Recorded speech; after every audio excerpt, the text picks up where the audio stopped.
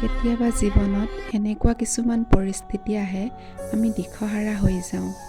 জীয়াই থকাৰ সাহসেই হেৰুৱাই পেলাওঁ। একো ৰাস্তা বিচাৰি নোপোৱা হৈ যাওঁ।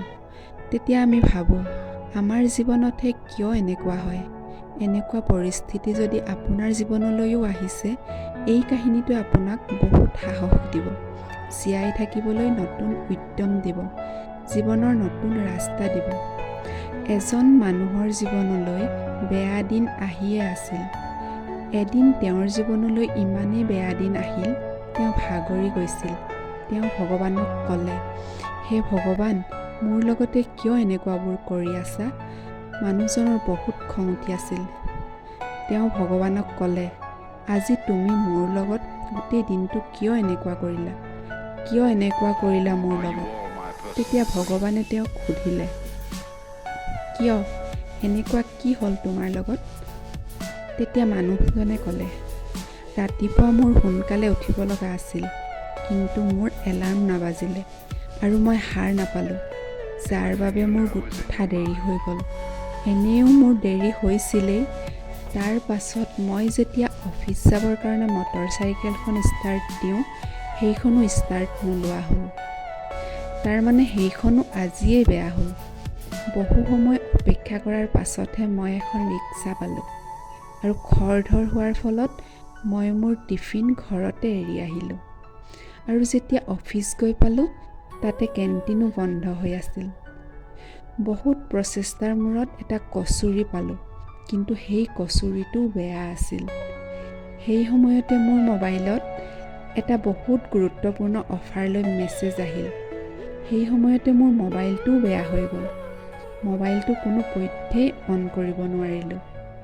মই বহুত হতাশ হৈ পৰিছিলোঁ। ভাবিলোঁ, ঘৰত গৈ AC চলাই আৰাম কৰিম।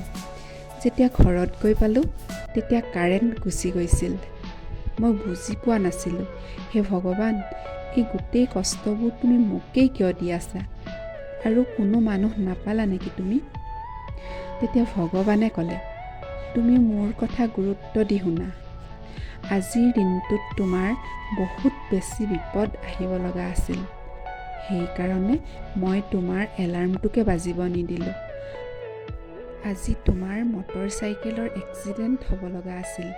সেইবাবে মটৰচাইকেলখন ষ্টাৰ্ট নোহোৱা কৰি দিলোঁ। আৰু যিখন কেণ্টিনত খাব লগা আছিলে, তাৰ খাদ্যবোৰ বেয়া হৈ গৈছিল, যিবোৰে তোমাৰ শৰীৰত বেমাৰৰ উৎপত্তি কৰিলেহেঁতেন। আৰু যিজন মানুহে কামৰ অফাৰ দি তোমাক মেছেজ কৰিছিলে, তেওঁ 1 নম্বৰ প্ৰবঞ্চক আছিল। তেওঁ তোমাক বহুত বিপদত ফচাই দিলেহেঁতেন। সেইকাৰণে মই তোমাৰ ফোনটোকে বন্ধ কৰি দিলোঁ। আৰু আজি তোমাৰ ঘৰত শ্বৰ্ট চাৰ্কিটৰ ফলত জুই জ্বলি গ'লহেঁতেন। সেইবাবে কাৰেণ্টটোকে নোহোৱা কৰি দিলোঁ। মই তোমাক দুখ দিবৰ বাবে, কষ্ট দিবৰ বাবে এই কামবোৰ কৰা নাই। তোমাক ৰক্ষা কৰিবৰ কাৰণেহে এই গোটেইবোৰ কৰিলোঁ। গোটেই কথাখিনি বুজিব পাৰি মানুহজনে ভগৱানক ক্ষমা খুজিলে।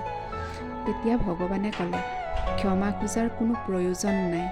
মই যি কৰোঁ সকলোৰে মংগলৰ বাবেহে কৰোঁ। কেতিয়াবা আমাৰ বাবেও বহু বেয়া দিন আহে। আমি অধৈৰ্য হৈ যাওঁ। আমাৰ লগত কিয় এনেকুৱা হৈ আছে? যদি আমাৰ লগত এনেকুৱা নহ'লহেঁতেন, আমি ভৱিষ্যতে গৈ আৰু বহু ডাঙৰ বিপদৰ মুখামুখি হ'লোহেঁতেন। গতিকে আপোনাৰ জীৱনত যিমানেই বিপদ কিয় নহওক, যিমানেই অশান্তি কিয় নহওক, যিমানেই বেয়া দিন কিয় নহওক, সেয়াও কিবা ভালৰ বাবেহে আহে। ভগৱানে যি কৰে সকলোৰে ভালৰ বাবেহে কৰে। গতিকে বেয়া দিন আহিলে এইটো বিশ্বাস ৰাখিব লাগে যে ভগৱানে মোৰ ভালৰ বাবেহে সেয়া কৰিছে। কাহিনীটো কেনেকুৱা লাগিলে প্লিজ কমেণ্ট কৰি জনাব। আৰু যদি কাহিনীবোৰ শুনি ভাল লাগিছে, মোৰ চেনেলটো ছাবস্ক্ৰাইব আৰু শ্বেয়াৰ কৰি দিব। লগতে বেল আইকনটো অল কৰি দিব।